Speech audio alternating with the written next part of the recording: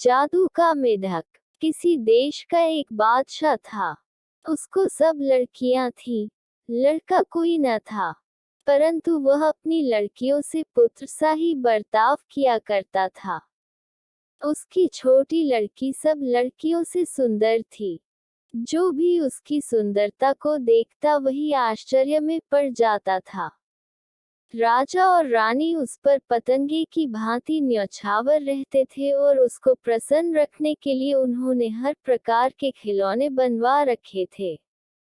इसी प्रकार उसके खेलने के लिए एक सोने की गेंद भी बनवा रखी थी, जिससे वह हर समय खेलती फिरती थी।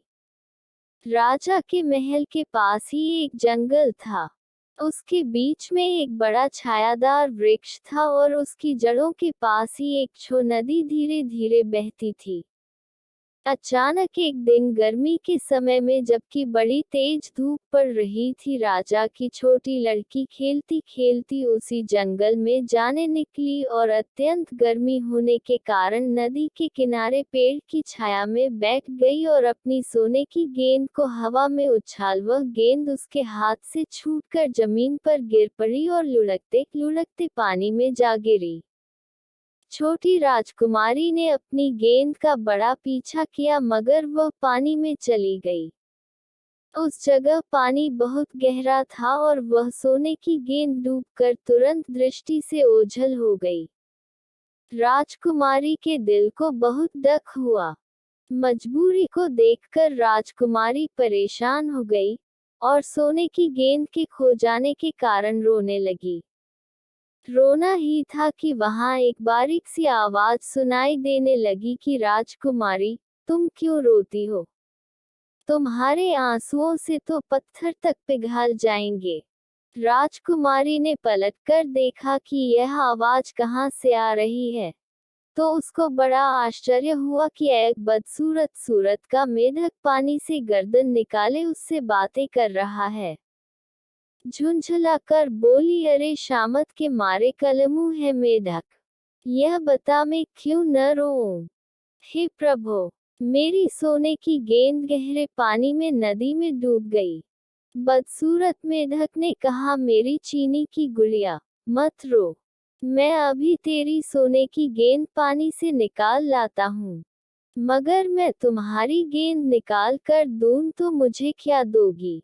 राजकुमारी की यह बात सुनकर शक्ल खिल गई और हंसकर बोलो, जो तू मांगे वही दूंगी। मेरे अच्छे मेढक, जाओ और उसे जल्दी निकाल कर ला दे। मेरी सोने की पोशाक, मेरे कानों के मोती, मेरे गले के जवाहरात, मेरा सोने का ताज जिसको मैं कभी कभी पहनती हैं, जो तुम मांगोगे वही दूंगी। मेढक ने कहा कि मुझको आपकी किसी भी वस्तु की आवश्यकता नहीं। ये सब वस्तुएं आपको ही मुबारक हों। आप मुझको अपना साथी बना लें। मैं आपके साथ खेला करूंगा, आपके साथ बैठकर खाना खाऊंगा और पानी पीऊंगा। राजकुमारी ने कुछ भी सोच विचार नहीं किया और उसने मान लिया, यह सोचकर कि यह मुझ डराने वाला मेढक क्या करेगा और जाने मेरी गेंद को निकाल कर लाएगा भी कि नहीं। मेढक ने राजकुमारी से इकरार कराकर पानी में एक डुबकी लगाए और गेंद निकाल कर ले आया। राजकुमारी गेंद को देखकर बड़ी प्रसन्न हुई और भागते भागते अपने महल में चली गई और वहां जाकर वह अपनी सब बातों को भूल गई जो उसने मेढक के साथ की थी। मेढक ने कहा कि ठहरो, मैं तुम्हारे साथ नहीं भाग सकता, परंतु उसने एक न सुनी और अपने महल में पहुंचकर यह तक भूल गई कि मेढक कौन है और उससे मैंने क्या प्रण किया था। दूसरे दिन राजकुमारी अपने महल में अपने पिता और अपने साथियों के साथ खाना खा रही थी। उसका छोटा सा सोने का गिलास और सोने की थाली उसके सामने रखी थी।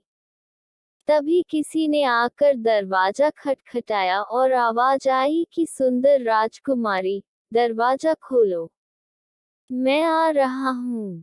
राजा की लड़की दरवाजे पर आई और देखा कि वही मेढक खड़ा है। राजकुमारी ने जल्दी दरवाजा बंद कर लिया। परंतु बड़ी चिंता में बैठ गई। राजा ने पूछा कि तुम इस प्रकार डर सी क्यों गई हो? बाहर कोई जिन तो नहीं था? राजकुमारी ने कहा, जिन तो नहीं, परंतु एक मेढक है। राजा ने पूछा कि वह मेढक तुमसे चाहता क्या है? इतनी बात सुनकर राजकुमारी ने सारा वृतांत राजा को कह सुनाया। वह अभी सुना ही रही थी कि इतने में फिर दरवाजे से आवाज आई कि राजा की लड़की, दरवाजा खोलो।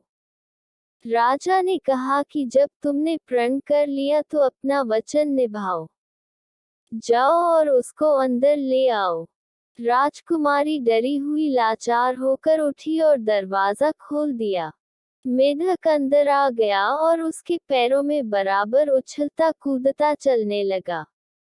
जब वह खाने की मेज पर आ बैठी तो मेढक ने कहा कि राजकुमारी, मुझको उठाकर अपने पास बिठा लो। अपने पिता के डर से उसने उठाकर अपने पास बिठा लिया, नहीं तो वह ऐसी गिलगिली वस्तु को कभी हाथ भी न लगाती और अपनी थाली भी उसके पास रख दी। मेढक ने खूब पेट भर के खाया। देखने वाले देखकर आश्चर्य में रह गए। मेढक ने कहा कि राजकुमारी, मैंने खूब खाया और खूब पिया, पर अब मैं थक गया हूँ और मुझको नींद आ रही है। अब मैं सोना चाहता हूँ। मुझको अपने कमरे में ले जाकर अपने रेशमी बिछौने पर सुला दो। राजकुमारी ऐसे मेढक को कब हाथ लगाने वाली थी।